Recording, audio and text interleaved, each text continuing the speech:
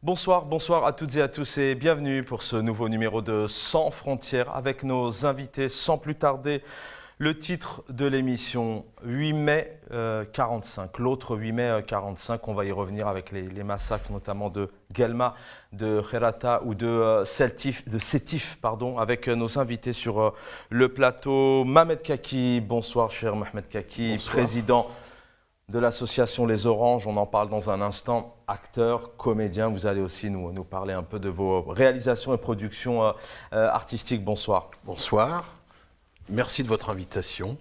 C'est moi qui vous remercie, comme on parlait effectivement du 17 octobre 61 ou encore du 8 mai 45, l'autre 8 mai 45. On va comprendre dans quelques instants pourquoi nous avons tendance à dire l'autre 8 mai 45. Mais je crois que vous l'avez compris, hein, le 8 mai 45, 39-45, la Deuxième Guerre mondiale, la libération. Mais il y a de l'autre côté de la Méditerranée. Comment parler de ce 8 mai 45 en Algérie sans inviter aussi un historien qu'on ne présente plus, Gilles Manseron. Bonsoir. Bonsoir. Merci d'être avec nous.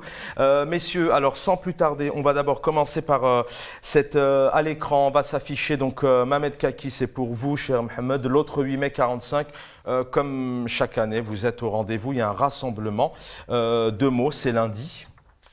Oui, absolument. Ce lundi, donc le 8 mai, nous organisons un rassemblement en face de la préfecture de Nanterre, donc pour... j'allais dire, se souvenir et surtout transmettre ce que l'on appelle l'autre 8 mai 1945, celui qui n'est pas célébré en France et donc celui dont les Français sont amputés de leur histoire, parce que je voudrais dire une chose, que cette histoire du 8 mai 1945, de l'autre 8 mai 1945, Sétif, Guelma et Kherata, fait partie de l'histoire de France. Très bien, bien évidemment, c'est lié puisqu'il y aura aussi pas de festivités, en tout cas d'un côté il y a effectivement des festivités, mais de l'autre il y a des souffrances. On en parle dans un instant. Peut-être un mot avec vous, Gilles Manseron. L'affiche va se présenter sur les écrans. Les massacres de mai-juin 45 en Algérie, dire la vérité. Donc c'est mardi, voilà. C'est ça? Mardi soir, oui, une soirée avec une projection de film. Un film de Mehdi El Alaoui, Les massacres de Sétif, un certain 8 mai 45, et puis un débat avec des historiennes et historiens, et notamment un collègue qui vient de Sétif et qui va nous parler des dernières recherches qu'il a effectuées autour de cet événement. C'est le deuxième livre qu'il publie, et ce livre contient des découvertes intéressantes sur cette histoire qui a concerné non seulement la ville et les environs de Sétif, mais tout le nord du Constantinois. Et il a enquêté avec beaucoup de minutie, village par village, quoi. C'est Kamel Beynech, vous avez d'ailleurs vous avez apporté son livre que je vais vous emprunter, qu'on présentera tout à l'heure, bien évidemment, aux téléspectateurs. Voilà, Kamel Beynech, massacre de mai 1945 en Algérie, la vérité mystifiée, avec une préface qu'on doit citer, Hosni Kitouni et Faisal Metaoui aux éditions El Watan El Youm, puisque Kamel Beynech, grand journaliste connu en Algérie, notamment pour sa contribution à El Watan. Mohamed Kaki, est-ce que réellement elle est méconnue, cette date du 8 mai 45? C'est vrai que là, certainement lundi, en France, vous allez vous commémorer pour la reconnaissance donc, par le président de la République du crime d'État en Algérie, Sétif, Guelma et Kherata. Mais est-ce que réellement ça reste encore discret, à part les personnalités comme vous, les associations qui militaient? En fait, ça dépend pour qui. Parce qu'en réalité, les historiens ont fait leur boulot. Ils ont fait leur job.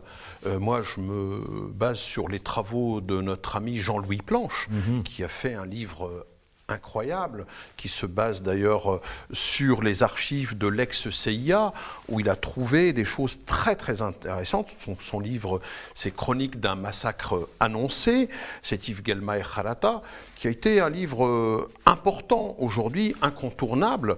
Et puis il y a d'autres livres, bien sûr, d'autres historiens ont travaillé, mais je dirais que les productions intellectuelles existent. La difficulté qu'on a, c'est la reconnaissance par les plus hautes autorités de l'État, d'une part. La deuxième difficulté qu'on a, c'est la transmission, c'est la connaissance, et donc la diffusion de cette connaissance, et c'est ce que nous essayons de faire, l'association Les Oranges, depuis de nombreuses années, où nous invitons à la fois des historiens, mais pas que, aussi des militants, des acteurs, etc. Et à travers les outils pédagogiques, vous avez cité tout à l'heure le théâtre, je vous remercie. Effectivement, on est à la deuxième pièce de théâtre sur les événements dramatiques, le 17 octobre 1961, la guerre d'Algérie, et puis il y a plein de fils, effectivement. Mais effectivement, là, aujourd'hui, c'est insupportable pour nous. Voyez-vous, nous, les Français héritiers de l'immigration algérienne, de voir que dans sa ville, il y a une commémoration, à laquelle d'ailleurs nous adhérons. Moi, je vais aux commémorations de la Seconde Guerre mondiale. C'est pas, au contraire, ça a été horrible. Mais simplement, il faut dire une chose, c'est que les Algériens ont participé aux deux guerres mondiales, 14-18, 39-45, et que celle de l'autre 8 mai, c'est le jour même où on célèbre ça en France, etc., les Algériens ignoraient, ceux qui ont combattu le nazisme, ignoraient que ce même jour, ces massacres à Sétif, Guelma et Harata, va se produire quelque chose de terrible, mais pas seulement sur un jour. Excusez-moi, parce que je vais toujours sur les travaux de Jean-Louis Planche, c'est durant 5 mois. On en vient. Alors, je voudrais vraiment d'abord avoir un peu votre perception de cette autre 8 mai 45, notamment dans notre pays, dans le pays dans lequel nous vivons. Et puis avec vous, après, on va essayer de comprendre qu'est-ce qui s'est passé ce 8 mai 45 en Algérie. Est-ce que c'était là le démarrage du 1er novembre 54 ? Et c'est ce qui a fait peut-être peur au pouvoir français. Comment est perçue cette date du 8 mai 45 algérien en France, par exemple ? Alors, en France, Mohamed Kaki l'a dit, trop de gens l'ignorent encore. Le premier quotidien qui a fait son titre sur l'autre 8 mai, c'est le quotidien Libération en 1995, qui a fait une qui portait sur cet événement au moment de la fin de la guerre, mais qui était un massacre colonial. Et depuis, il y a des associations qui font du boulot. On essaye de faire des rassemblements, des initiatives, des projections de films suivies de débats, mais c'est un événement qu'on a du mal à véritablement faire entrer dans la mémoire collective nationale française. Merci Gilles Manson pour ces quelques petites précisions pour ouvrir notre rencontre ce soir autour du 8 mai 45. On va écouter ce témoignage et on se retrouve tout de suite après.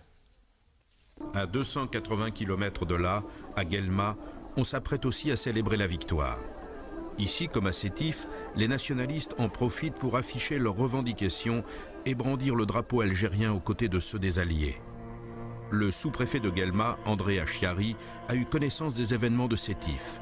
Il demande à ses hommes de se tenir prêts. Nous sommes tombés sur une brigade, un barrage de gendarmerie dont la moitié était à genoux, puis à genoux, l'autre moitié debout, et derrière eux était Achiari, le sous-préfet de Guelma. Et ils ont fait feu sur nous. Et c'est la débandade. À partir du moment où vous avez un phénomène qui échappe à l'autorité coloniale, à partir du moment où vous avez une manifestation dont le contenu, les slogans, les drapeaux, les thèmes ou les leaders ne sont pas autorisés par le pouvoir en place, à partir du moment où vous avez quelque chose qui met en péril l'institution coloniale en tant que telle, la méthode classique, c'est la répression. Ce qui se passe à ce moment-là, c'est qu'il y a réellement une volonté aussi de mater un mouvement dont on a peur qu'il enflamme toute l'Algérie. On a un sentiment en mai 1945, qu'il y a là peut-être une date charnière où si on ne réprime pas vite ce qui est en train de se passer, l'Algérie peut nous échapper. Et dans le système colonial français, l'Algérie, c'est une sorte de pivot. Ce qui se passe en Algérie est une caisse de résonance de ce qui pourrait se passer partout ailleurs. L'Algérie pourrait donc nous échapper. Maintenant, un mot d'histoire pour nos téléspectateurs, les futures générations qui sont en train de grandir, les jeunes qui nous regardent et qui ne connaissent pas cet autre 8 mai 1945 dont on parle peu, même si les médias font un effort tout de même, hein, nous mais d'autres aussi. Que s'est-il passé ce 8 mai 1945 dans ces villes-là, entre autres les Algériens ont commencé à sortir, à brandir le drapeau algérien en parlant de l'istiqlal, limite l'indépendance déjà, c'est le démarrage, Mohamed Kaki. Oui, c'est un mot-clé. D'ailleurs, Pascal Blanchard a dit aussi quelque chose d'important. C'est la permanence de la domination aussi qui est à l'œuvre chez les colons et que quand on a quelque chose, on n'a pas envie de le lâcher. Quand on tient les choses. Et donc, ce jour-là, moi, je pense de manière plus globale, vous avez ce qu'appelle Sidi Mohamed Barkat, un grand philosophe algérien, il appelle ça le corps d'exception. C'est-à-dire que ce jour-là, les Algériens, ils ont dit c'est fini, stop. C'est terminé la domination. Et donc, pour deux raisons. D'abord, parce que le joug colonial était insupportable pour les gens. Parce qu'il faut voir ce que c'était que la colonisation depuis Bugeaud, depuis les enfumades. C'est terrible. Et la deuxième chose, eh ben, c'est tout simplement l'argument central, qui est que nous avons contribué à, je dirais, à libérer la France et le monde d'une manière plus générale, avec le combat contre les nazis. Il faut savoir que les Algériens sont morts en face des nazis, ont versé leur sang. Et donc... du coup, comme c'est un nouvel ère de liberté, d'égalité pour le monde, on a vaincu les nazis, c'est quelque chose. Et donc, les Algériens réclamaient un peu plus de liberté, de justice et surtout, l'élément déclencheur, l'indépendance. Et Bouzid Sahal, qui est un jeune scout algérien à l'époque, il va brandir un drapeau de sa poche. Ça, c'était pas prévu. Or, c'était interdit justement de brandir les drapeaux. Les drapeaux algériens étaient interdits, strictement interdits. Donc il va mourir à bout portant par un gendarme qui va l'assassiner en direct.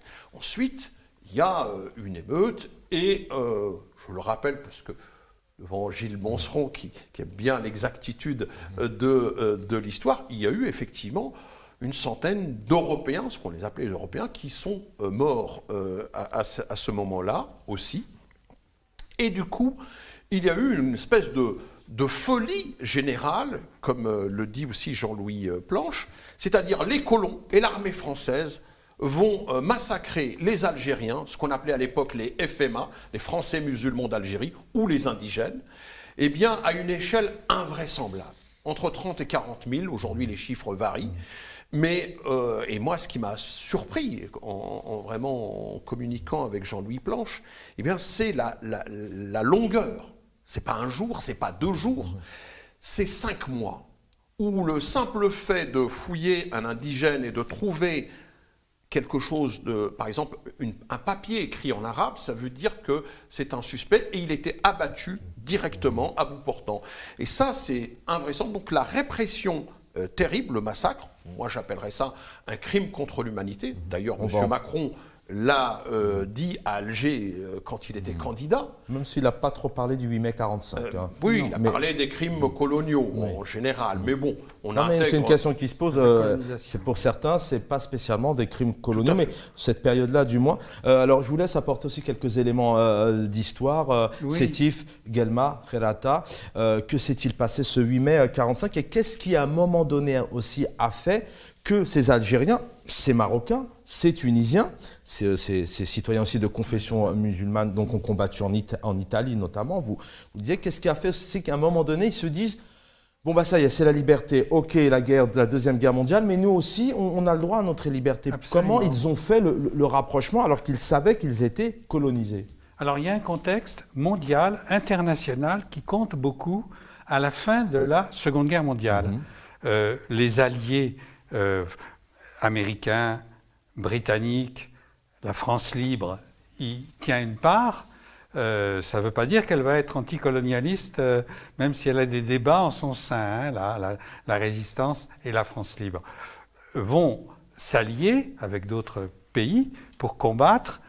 L'Union soviétique aussi était un des alliés importants qui joue un rôle à la fin de la guerre pour combattre et défaire le nazisme. Et cela crée au niveau mondial un contexte différent, puisqu'il y a d'abord le président Roosevelt des États-Unis qui publie ce qu'il a appelé la Charte de l'Atlantique. Puis ensuite, il y a la conférence de San Francisco qui s'ouvre en avril 1945, c'est-à-dire dans le mois qui précède le 8 mai 1945. Et c'est une conférence internationale qui va fonder le système des Nations Unies et qui va adopter ce système en 1948. Il va adopter la Déclaration universelle des droits de l'homme. Donc les droits de l'homme, c'est pour tout le monde, en gros, à partir de ce texte-là. Et il y a un contexte. Et par exemple, à Sétif, dans la ville de Sétif, il y a quelqu'un qui joue un rôle important, qui est le docteur Ferhat Abbas, hein, qui tient une pharmacie à Sétif et qui est considéré comme un notable, un sage important. Il n'était pas favorable à l'indépendance de l'Algérie, d'ailleurs, avant 1940. Il pensait plutôt que ce pays il évoluerait dans le cadre français.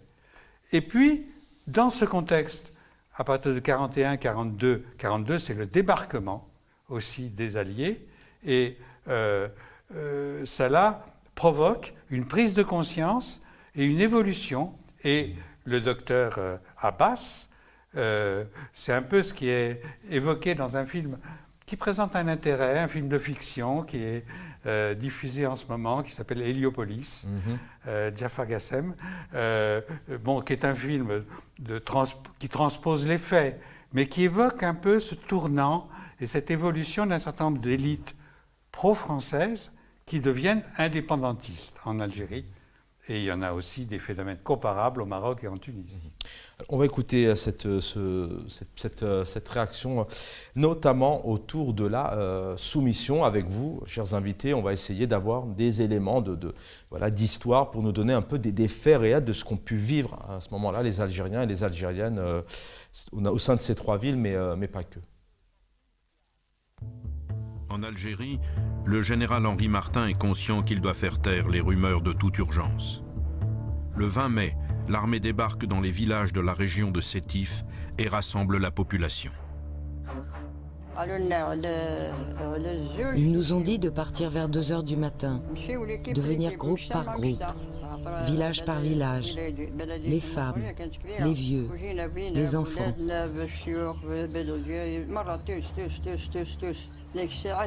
Certains pleuraient, d'autres criaient. Des femmes ont accouché sur la plage. Les enfants pleuraient. Nous avions faim.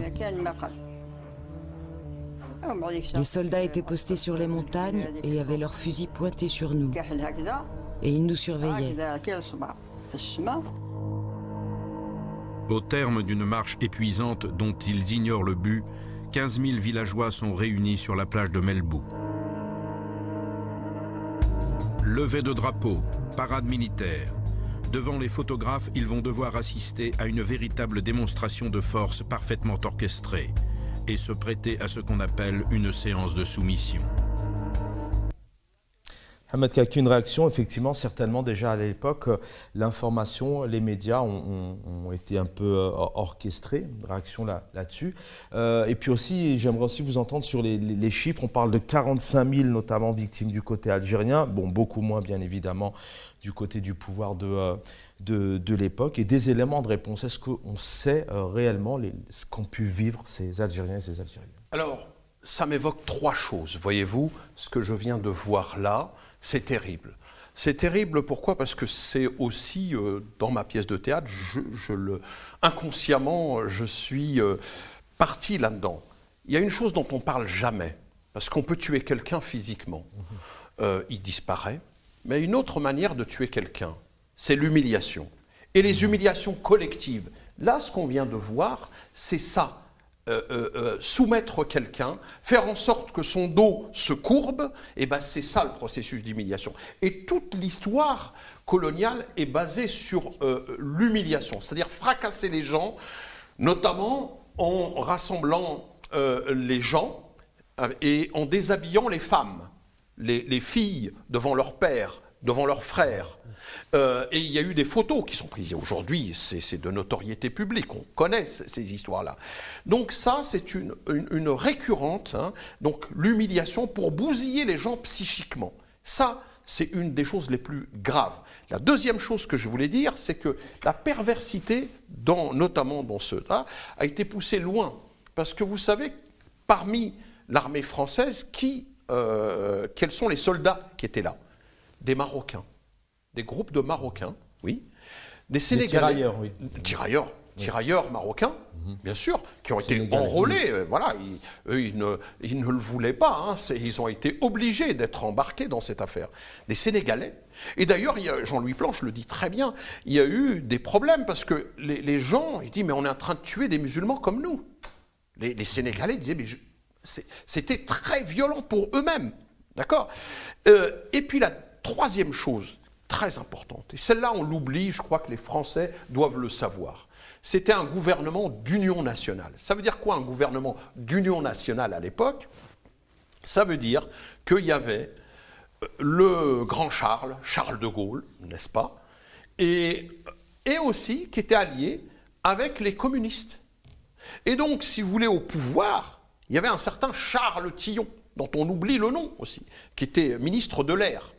Donc, si vous voulez, on a une zone d'ombre là-dessus, sur cette affaire-là, sur la responsabilité politique. Alors, quand on fouille un peu, on le dit, mais on ne savait pas comment Charles de Gaulle maintenait tout le pouvoir, etc. Il y a un vrai débat là-dedans de comment se fait-il qu'un gouvernement d'union nationale, dans lequel il y a la gauche, hein, qui tient ça, et bien là, c'est là qu'on voit la complexité des choses et la violence des choses.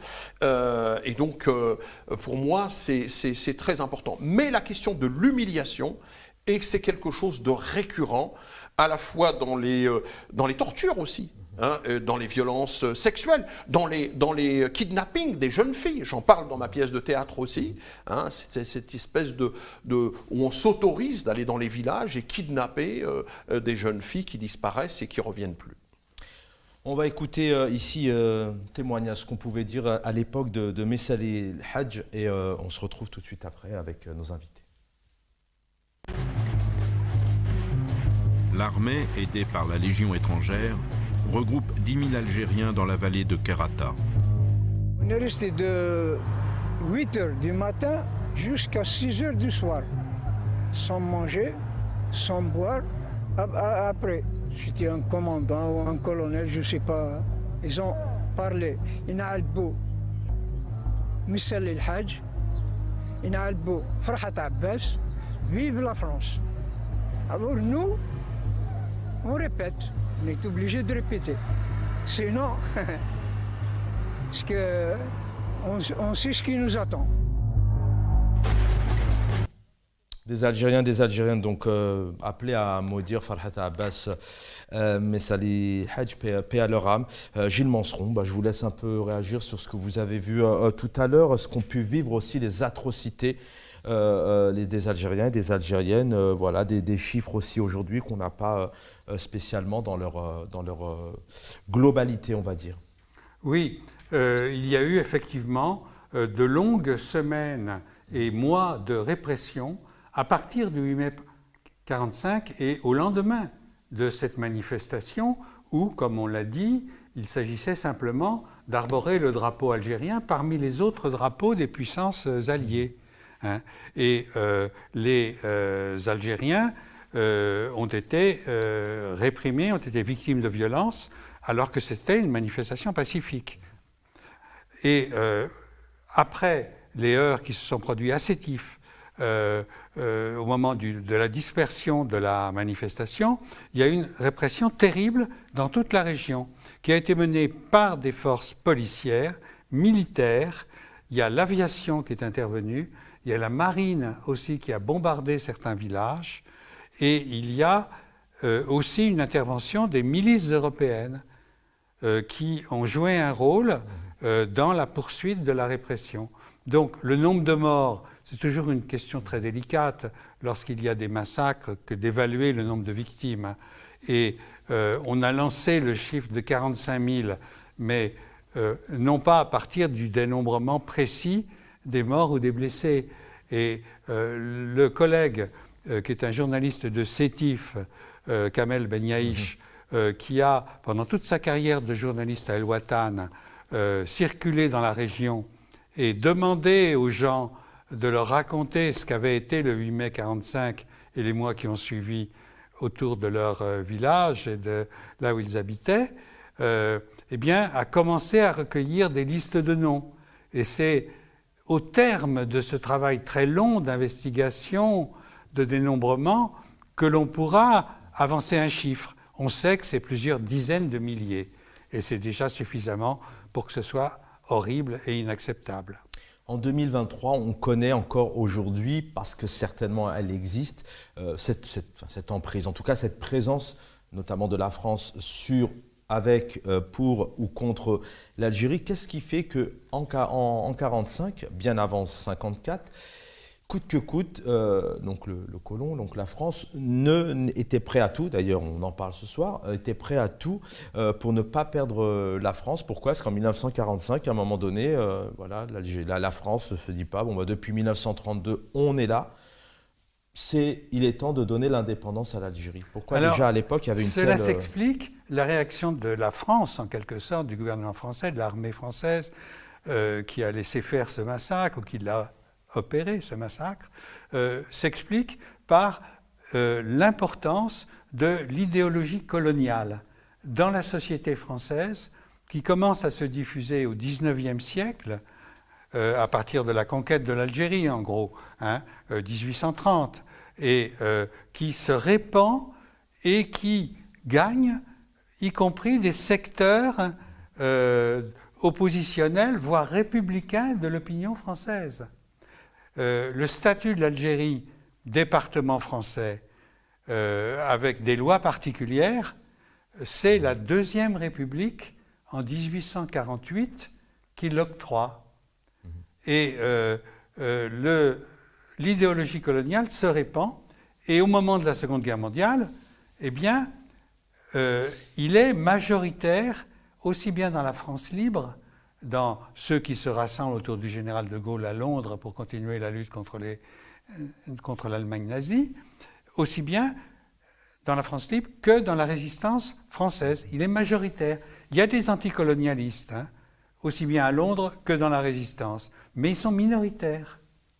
Et donc, il apparaît comme évident qu'il ne faut pas perdre l'Empire. Il faut le reprendre en main et il ne faut pas que les autres nous le prennent. Aussi, c'était un grand argument de l'époque. Voilà pour cette première partie. On ne change pas le décor. Vous restez avec nous, avec nos deux invités. Après cette première partie d'histoire, on va évoquer dans un instant maintenant, en 2023, que dit la France, que dit le pouvoir français, la reconnaissance. Est-ce qu'on a réussi un peu à recréer du lien, à comprendre, à accepter et à assumer ?